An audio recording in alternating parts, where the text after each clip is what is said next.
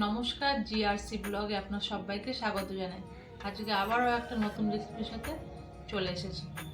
আজকে টাটকা পালং শাক নিয়ে নিয়েছি। পালং আর চিংড়ির কিন্তু একটা নতুন রেসিপি বানাবো। আপনার পুরো ভিডিওটা দেখতে থাকুন। চিংড়ি মাছে আমি নুন হলুদ মাখিয়ে নেব।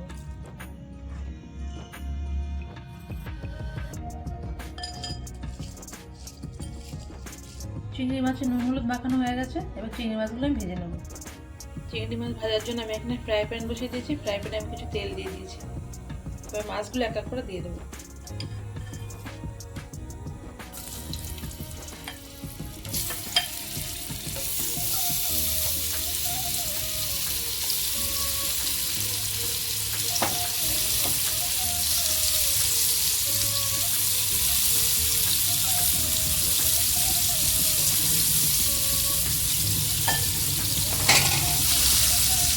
মাছগুলো একদিকে ভাজা হয়ে গেছে, আর একদিকে উল্টে দেবো।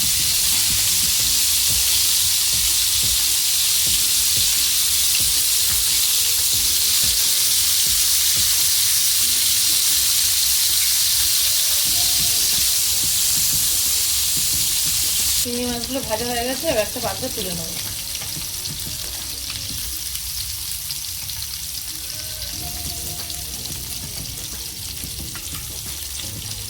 একটি প্যানের মধ্যে আমি একটা বড় মিডিয়াম সাইজের পেঁয়াজ কুচি করে রেখেছিলাম, সেটা দিয়ে দেবো। 10 থেকে 12 কোয়া রসুন দিয়ে দেবো।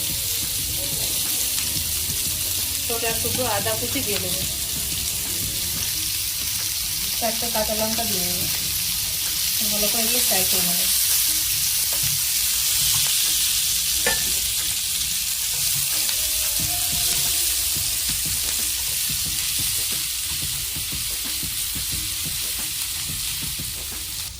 পেঁয়াজ রসুন আর আদা কিন্তু ভালোভাবে ভাজা হয়ে গেছে। এবার এখানে আমি 10 থেকে 12 পিস কাজু দিয়ে দেবো।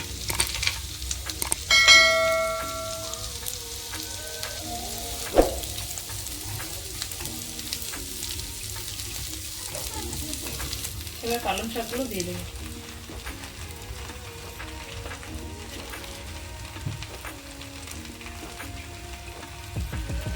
ঢাকনা দিয়ে ঢেকে দেবো।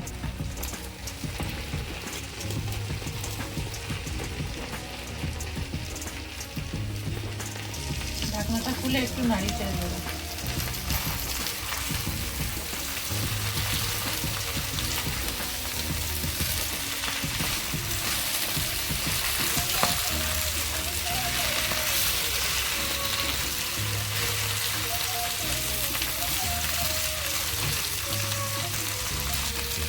ভালো করে নেড়ে চেড়ে দিয়েছি। আবার 1 থেকে 1.5 মিনিটের জন্য আমি ঢেকে দেবো।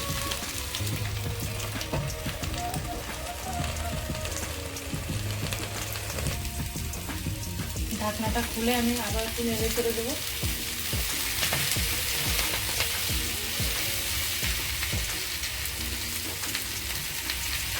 এই ভাজা মশলাতে আমি হলুদ গুঁড়ো দিয়ে দেবো, অল্প একটু লঙ্কা গুঁড়ো দিয়ে দেবো, আর একটু ধনে আর জিরে গুঁড়ো দিয়ে দেবো। আবারও ভালো করে নেড়ে চেড়ে নেবো।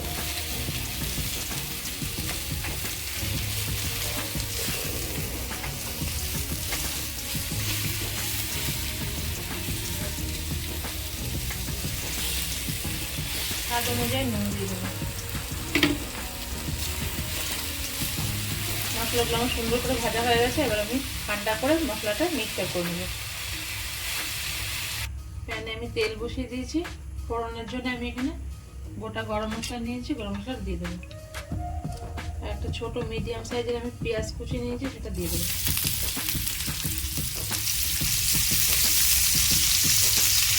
পেঁয়াজ কুচিগুলো একটু নেড়ে চেড়ে আমি ভেজে নেব।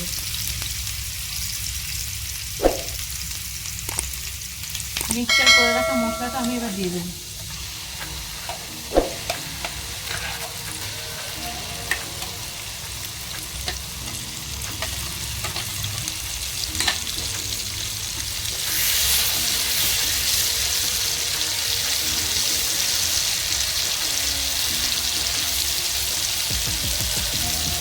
মিক্সচারের জারটা ধুয়ে আমি একটু জল দিয়ে দিয়েছিলাম। এবার ভালো করে কষিয়ে নেব।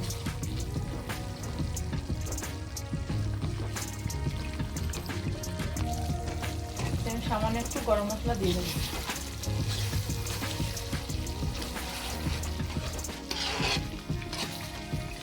এর উপরে আমি ফ্রেশ ক্রিম দিয়ে দেবো।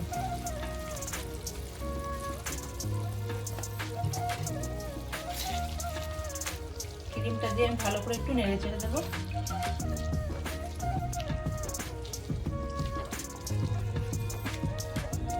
পালং চিংড়ি কিন্তু একদম রেডি হয়ে গেছে। এবার আমি গ্যাসটা অফ করে দেবো।